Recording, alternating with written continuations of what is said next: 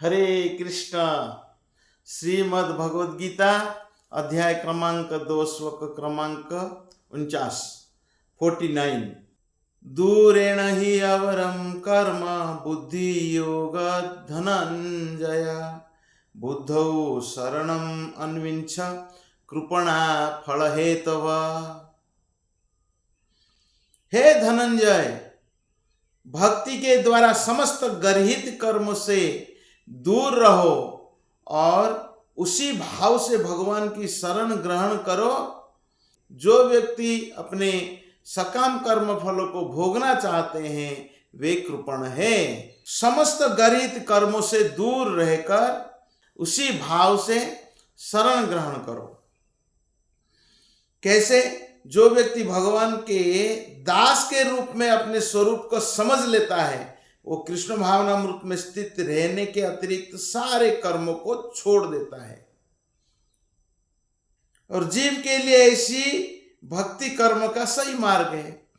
तो जो भी कर्म करता है वो केवल भगवान के संबंधित कर्म करता है। जो कृपण व्यक्ति है वही सकाम कर्म का फल को भोगना चाहता है। कर्म करो, कर्म फल को अपने इंद्रिय तृप्ति में लगाओ। तो सांसारिक व्यक्ति का यही लक्ष्य रहता है। लेकिन जो कृष्ण भावना भावित है, जो भगवान का भक्त है, वो कर्म करता है लेकिन कृष्ण के लिए करता है। और जो कर्म फल प्राप्त होता है वो भगवान कृष्ण की सेवा में लगाता है। यही अंतर है एक सांसारिक व्यक्ति और एक कृष्ण भावना भावित व्यक्ति में। तो जन्म मृत्यु का चक्र से बचने के लिए हमें कृष्ण भावना भावित कर्म करना होगा। मनुष्य को अपनी सारी शक्ति कृष्ण भावना भावित होने के लिए लगानी चाहिए। और जो कृपण है वो अभागा है, वो अपने शक्ति को कभी भी भगवान की सेवा में नहीं लगाता है। बुद्धि युक्तो जहाति उभे सुकृतो दुष्कृते तस्माद् योगाय युजस्व योगः कर्मसु कौशलम। भक्ति में संलग्न मनुष्य इस जीवन में ही अच्छे तथा बुरे कार्य से अपने को मुक्त कर लेता है। अतः योग के लिए प्रयत्न करो क्योंकि सारा कार्य कौशल यही है। तो जो कृष्ण भावना भावित हो जाता है उसका कोई अच्छा और बुरा फल नहीं होता है। वो सब फल दिव्य स्तर पर होता है और उसका सारे कार्य दिव्य स्तर पर होता है। इसीलिए भगवान कहते हैं योग के लिए प्रयत्न करो। योग मतलब भगवान से संबंध जोड़ना और भगवान का सेवा करना। यही असली योग है, यही वास्तविक योग है। क्योंकि सारा कार्य कौशल तो यही है। मनुष्य को भगवान का भक्ति करने के लिए प्रयत्न करना चाहिए। जीवात्मा अनादि काल से अपने अच्छे तथा बुरे कर्म के फलों को संचित करता है। फलतः वो निरंतर अपने स्वरूप से अनभिज्ञ बना रहा है। तो इस अज्ञान को भगवद गीता का उपदेश से दूर किया जा सकता है। इसीलिए भगवद गीता पढ़ना चाहिए। आगे 51वां श्लोक। कर्मजं विद्धि युक्ता हि फलं त्यक्त्वा मनीषणः जन्म बंध विनिर्मुक्ताः पदम गच्छन्ति अनामयम्। इस तरह भगवत भक्ति में लगे रहकर बड़े बड़े ऋषि मुनि अथवा भक्तगण अपने आप को इस भौतिक संसार में कर्म के फलों से मुक्त कर लेते हैं। इस प्रकार जन्म मृत्यु चक्र से छूट जाते हैं। भगवान के पास जाकर उस अवस्था को प्राप्त करते हैं जो समस्त दुखों से परे है। भगवान का जो शरण ग्रहण करता है उसका क्या होता है? समाश्रिता ये पद पल्लभ प्लवम महत पदम पुण्य यशो मुरारे भवाम बुधिर बश्च पदम परम पदम पदम पदम यत विपदम न तेषाम। जिसने उन भगवान के चरण कमल रूपी नाव को ग्रहण कर लिया है, जो दृश्य जगत के आश्रय है और जो मुकुंद नाम से विख्यात है अर्थात मुक्ति के दाता है, उसके लिए ये भवसागर गोखुर में समय जल के समान है।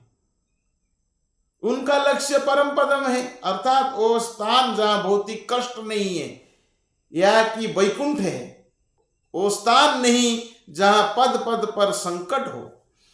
तो भगवान का नाम है मुकुंद, जो मुक्ति प्रदान करते हैं, वो मुक्ति का दाता है।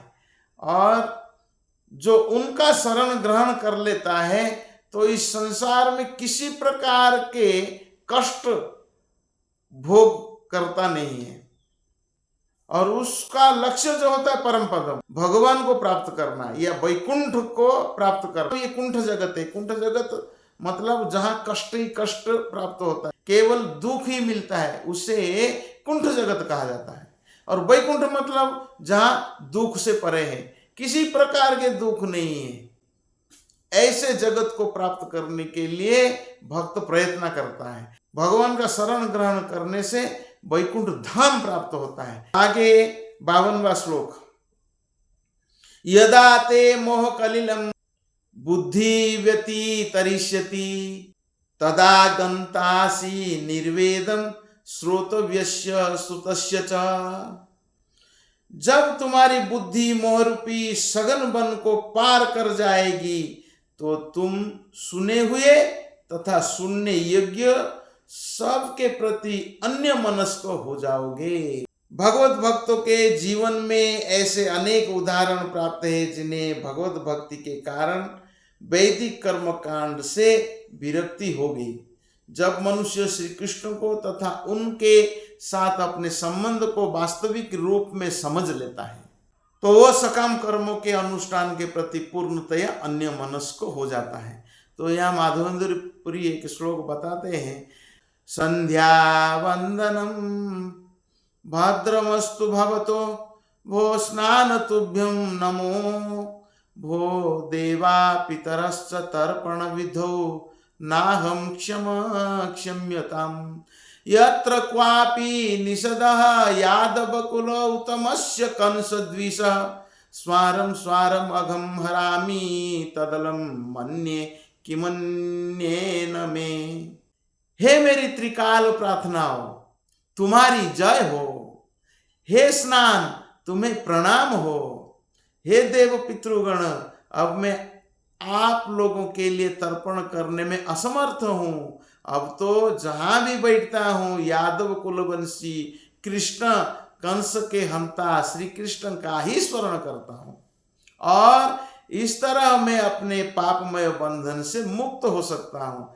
मैं सोचता हूँ कि यही मेरे लिए पर्याप्त है। अगर कोई व्यक्ति भगवान श्री कृष्ण का भक्त बन जाता है, ये सब सकाम कर्म के अनुष्ठान में नहीं लगता है, उसका मन बदल जाता है, वो अन्य मनस्क हो जाता है, तो वो केवल कृष्ण का भक्ति करता है। एक 2000 का नोट होता है, 2000 का नोट में 5 का 10 का 100 का 50 का और 200 का 500 का सब नोट उसमें आ जाता है। तो उसी प्रकार कोई अगर कृष्ण भक्ति करता है तो ये सब चीजें उसमें आ जाता है, तो उसको अलग से किसी प्रकार के कोई सकाम कर्म करना नहीं पड़ता है, केवल वो कृष्ण भक्ति ही करता है और कुछ नहीं करता है। वो विधि विधान के प्रति उदासीन हो जाता है, वो केवल भगवान श्री कृष्ण की ही सेवा करता है, उसको किसी प्रकार के अलग से तपस्या करना नहीं पड़ता है। वो केवल कृष्ण प्रसाद खाता है और कृष्ण का नाम जप करता है, हरे कृष्णा कृष्णा कृष्णा हरे हरे, हरे राम राम राम हरे हरे। श्रुतवी प्रतिपन्ना ते यदा तास्यति निश्चला समाधाव चला बुद्धि तदा योगम अवाप्स्यसि। जब तुम्हारा मन वेदों की अलंकारमयी भाषा से विचलित न हो और वो आत्म साक्षात्कार की समाधि में स्थिर हो जाए, तब तुम्हें दिव्य चेतना प्राप्त हो जाएगी। तो यहां बताते हैं प्रभुपाद जी, कोई समाधि में है, इस कथन का अर्थ यह होता है कि वो पूर्णतया कृष्ण भावना भावित है, अर्थात उसने पूर्ण समाधि में ब्रह्म, परमात्मा तथा भगवान को प्राप्त कर लिया है। यही आत्म साक्षात्कार की सर्वोच्च सिद्धि। यह जान लेता है कि मनुष्य कृष्ण का शाश्वत दास है। कृष्णदास ये विश्वास कर लेता दुख न है, और उसका एकमात्र कर्तव्य कृष्ण भावनामृत में अपने सारे कर्म करना है।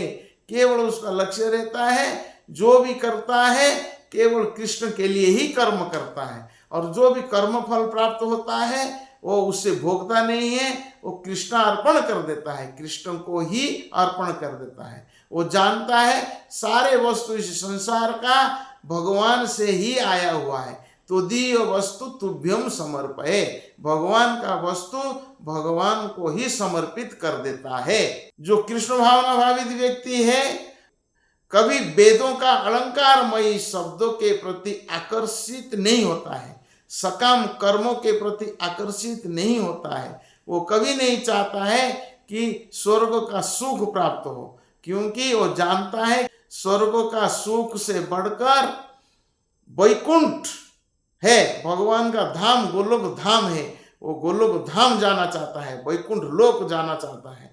ये स्वर्ग सुख से कोई लाभ नहीं है, क्योंकि स्वर्ग सुख जो है वो भी टेम्पररी है, क्योंकि इस भौतिक जगत में ही है। कुछ समय के लिए स्वर्ग सुख प्राप्त होता है, पुण्य करने से स्वर्ग लोक जाता है, पुण्य खत्म हो गया तो फिर मर्त्य लोक आ जाता है। इसलिए वो वेदों का अलंकारमय शब्दों के प्रति आकर्षित होकर वो कभी सकाम कर्मी नहीं बनना चाहता है। कृष्ण भक्त केवल कृष्ण और कृष्ण की सेवा में नियुक्त रहता है।